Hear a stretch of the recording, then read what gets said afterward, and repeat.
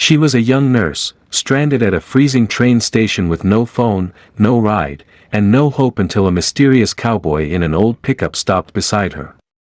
She thought he was just a stranger offering kindness, but what happened next would change both of their lives forever. Welcome to English Stories with Sherry. Grab a cozy seat and let's journey through magical tales, classic stories, and everyday adventures all in English. Learning the language has never been this fun. She had just finished a 14-hour shift at the hospital. Exhausted, hungry, and running on fumes, she realized she'd missed the final train home. Her phone battery had died hours earlier. There were no taxis, no buses, and the next train wouldn't come until morning. Emily pulled her coat tighter and sat on the cold bench, hoping someone might come by. But the hours passed, and no one did. Her fingers were turning numb, and tears began to fall, half from exhaustion, half from the sharp sting of the cold. That's when she heard it. The low rumble of a truck approaching through the snow. Headlights cut through the darkness, and a dusty pickup rolled to a stop beside the station. The engine idled, and a man in a wide-brimmed hat stepped out. He looked like someone from another time, rugged boots, worn denim jacket, and a weathered face that somehow looked kind. "You all right there, ma'am?" he called out, his voice deep and calm. Emily hesitated. I missed my train," she stammered. "There's no one else around." The man nodded slowly. "Cold night to be waitin', my ranch isn't far. You can warm up there till morning. I'll bring you back when the next train runs." Every instinct told her to be careful, but there was something in his tone, not pity, not curiosity, just genuine concern. She looked into his eyes and saw warmth. She nodded. He helped her into the truck, turned up the heater, and handed her a spare blanket from the back seat. "I'm Jack," he said. "Jack Turner."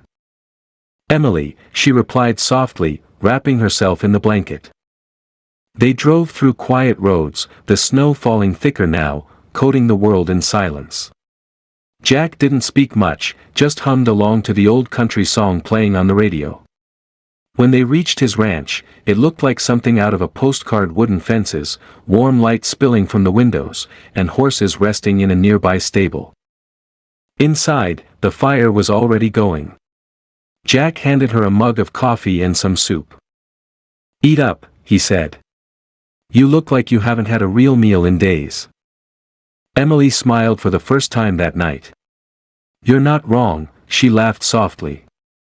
They talked for hours about her work as a nurse, his life as a rancher, and how both of them had lost someone they loved. Jack's wife had passed away years ago. Emily's father, also a rancher, had died when she was still in nursing school. Maybe that's why she felt so safe there. Something about him reminded her of home. By morning, the storm had eased. Jack offered to drive her back to the station. Before she left, she noticed a large framed photo near the fireplace, Jack standing beside a long row of cattle, with the governor shaking his hand. "You're kind of famous around here, aren't you?" she asked with a grin. Jack chuckled. "Not famous. Just fortunate. Been blessed more than I deserve." It turned out Jack was one of the biggest cattle ranchers in the state, a millionaire who'd made his fortune the old-fashioned way, hard work, honesty, and generosity.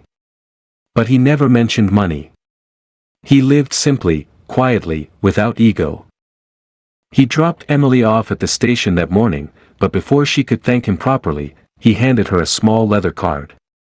"If you ever find yourself in trouble again," he said, "you know where to find me."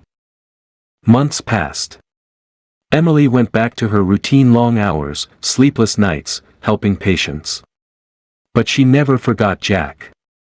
She even wrote him a thank you letter, though she never sent it. Then one day, tragedy struck. The hospital faced closure after a flood destroyed part of the building. Staff were being laid off, patients relocated, and Emily was heartbroken. A week later, a black pickup pulled into the hospital parking lot. Jack stepped out, hat in hand. "Heard about your hospital," he said quietly. "Figured you could use a hand." Emily was speechless. Jack, it's bad. We might have to shut down completely. Jack smiled faintly. Not if I can help it. Within a month, his foundation, something she hadn't even known, he had donated the full amount needed to rebuild the hospital wing. He refused to put his name on anything. This ain't charity, he said. It's just people helpin' people.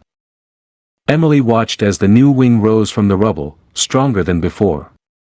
The first plaque they hung wasn't Jack's name, it was the hospital's motto, "Kindness Heals." When she finally visited him again at the ranch to thank him, he simply tipped his hat and said, "You saved lives every day, Emily." That night, I just returned the favor. Years later, Emily became the hospital's director. Jack still came by sometimes, always humble, always smiling, still driving that old pickup. They remained friends for the rest of their days, bound by one cold night that changed everything. Because sometimes, it's not the grand gestures that change our lives, it's a quiet act of kindness on a freezing night, from a stranger who turns out to be the kind of person the world doesn't see often anymore.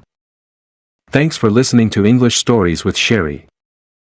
If you enjoyed today's tale, like, subscribe, and share with a friend learning English. Until next time, keep dreaming, keep learning, and keep listening.